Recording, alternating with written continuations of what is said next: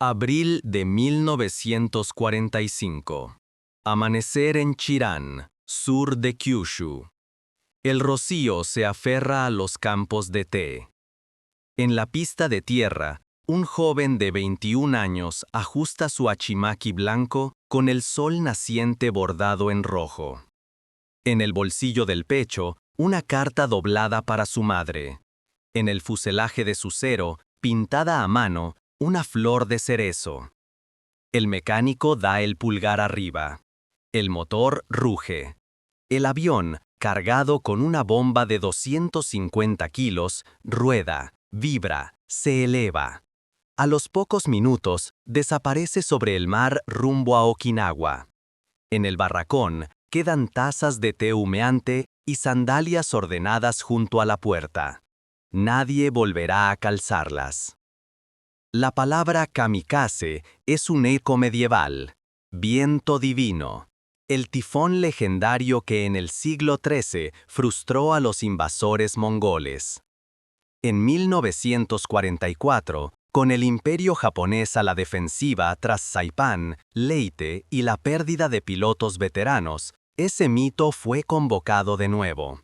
Su nombre oficial, sin embargo, fue Shinpu Tokubetsu Kogekitai, Unidades Especiales de Ataque Shinpu, abreviado Tokkotai. El almirante Takijiro Onishi, al frente de la primera flota aérea, apoyó su creación en Filipinas en octubre de 1944. Si no podían ganar la superioridad aérea ni igualar la producción estadounidense, tal vez un piloto convertido en proyectil viviente detendría a los portaaviones norteamericanos. La decisión no nació del vacío.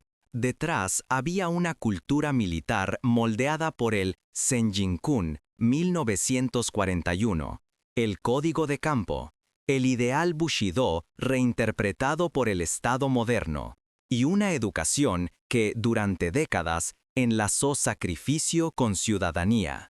También había matemáticas implacables, menos combustible, aviones de entrenamiento como aparatos de combate de urgencia, horas de vuelo recortadas de centenares a apenas decenas. La Tokio moderna había construido una nación industrial, la guerra la estaba desangrando. Onishi lo entendió con frialdad. Si perdemos a unos pocos cientos, quizás salvemos a millones, diría más tarde, parafraseado. La frase condensa la lógica desesperada de 1944. Filipinas, 25 de octubre de 1944. Golfo de Leyte. El teniente Yuki Oseki lidera el primer ataque kamikaze organizado contra la Task Force estadounidense. La existencia de dudas sobre una cita crítica suya acerca de la utilidad del método es disputado, pero su participación es indiscutible. Al menos un portaaviones de escolta es mortalmente dañado. El Zheng-Lo se hunde. El efecto táctico es inmediato. Alarma, más CAP, patrullas aéreas de combate, más fuego antiaéreo. El efecto psicológico, enorme. Cada punto de luz en el radar puede ser un hombre que ha decidido morir. En los meses siguientes, las oleadas se multiplican. Luzón, Iojima, Okinawa.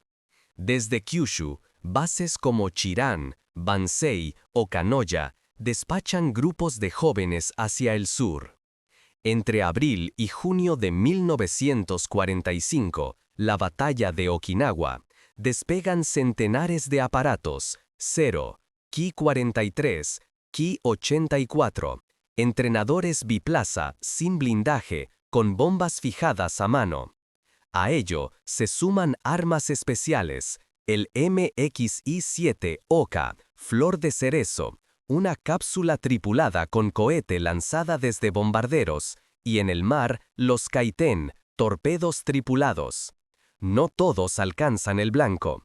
Muchos caen por fallas mecánicas, consumo de combustible, derribados por CAP o atrapados en cortinas de fuego.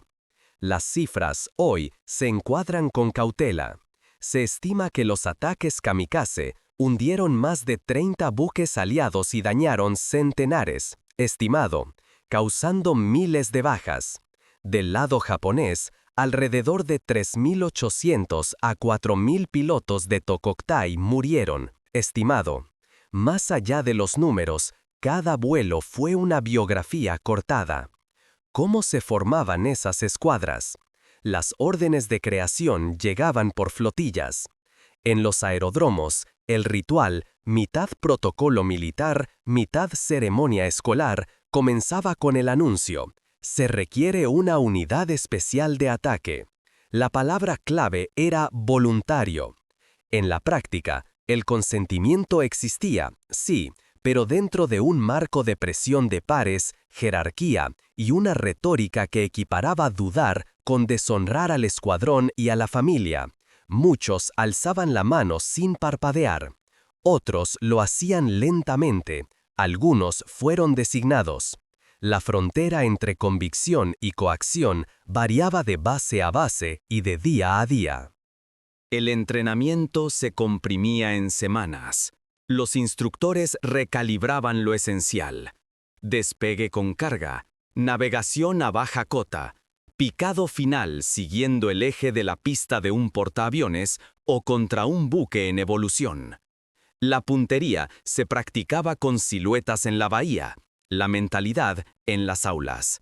Se leían textos patrióticos, se cantaban himnos, se escribían cartas de despedida con pincel, cuidando la caligrafía, y poemas tanka, donde la flor de cerezo, símbolo de belleza que cae en su apogeo, reaparecía una y otra vez. La ceremonia del saque de partida, una copa compartida con el comandante, sellaba la pertenencia. Un detalle material dice mucho del espíritu.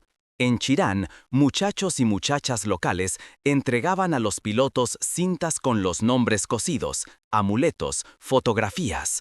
Los soldados respondían con sonrisas y promesas formales.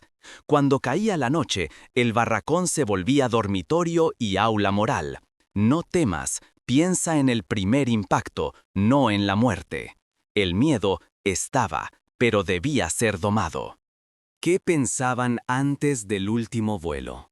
Leamos sus huellas. En una carta de un estudiante piloto de 20 años, conservada en un museo local, se lee: Madre, perdóname por irme primero. Que mi cuerpo se convierta en el escudo del país. En otra, un joven pide disculpas por haber sido mal hijo, por gastar dinero en libros y té. La modestia japonesa empañada por la urgencia de no dejar cuentas pendientes. No son textos de fanáticos, son voces formadas en la obediencia filial y el deber público. También hay dudas. Un cadete escribe a un amigo: dime, ¿será suficiente? Otro confiesa que no pudo dormir y que la radio del barracón sonaba demasiado alegre. Esas fisuras íntimas, conservadas en diarios y notas, no niegan la entrega, la humanizan. El ritual de la despedida condensaba esa ambivalencia. Casos hay de pilotos que se casaron simbólicamente la víspera para no irse solos. Otros dejaron mechones de cabello en sobres lacrados para que sus madres tuvieran que enterrar. La cabina olía a combustible y papel. Muchos llevaban fotos prendidas al tablero con chinches. Algunos ataban una muñequera con el lema Hisho, victoria segura. En realidad, sabían que la victoria personal era desaparecer. La filosofía oficial mezclaba 3 capas. La primera, la capa histórica, Bushido, leído no como el manual real de los samuráis medievales, sino como una ética moderna de sacrificio, reconstruida por el Estado imperial desde finales del XIX. La segunda, la capa cívica, el emperador como figura sagrada y el ciudadano soldado que se inmola para proteger el Kokutai, el cuerpo nacional. La tercera, la capa de emergencia, el cálculo militar de último recurso.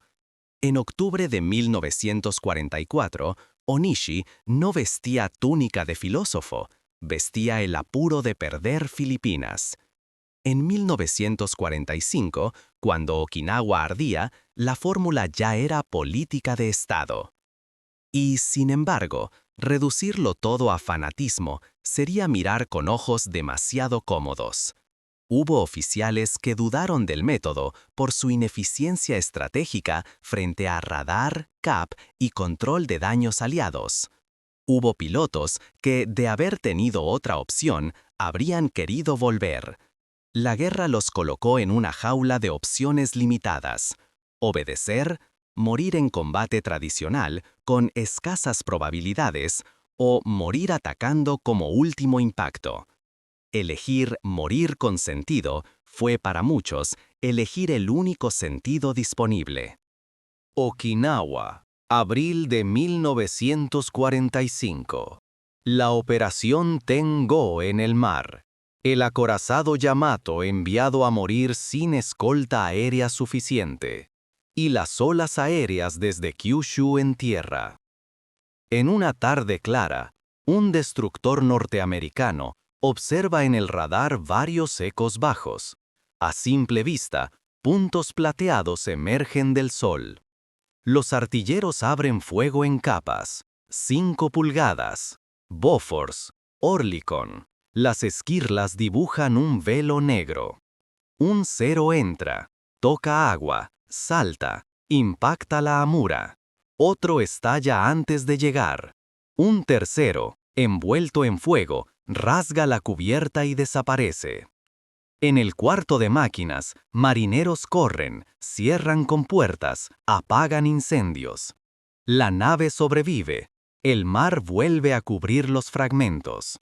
Para los Tokó que despegaron de Chirán esa mañana, no hubo regreso, ni registro del último pensamiento, ni tumba. Solo un parte. No retornó. Entre bastidores, la logística japonesa se desmoronaba. Gasolina de alto octanaje escasa, repuestos inexistentes, pistas craterizadas.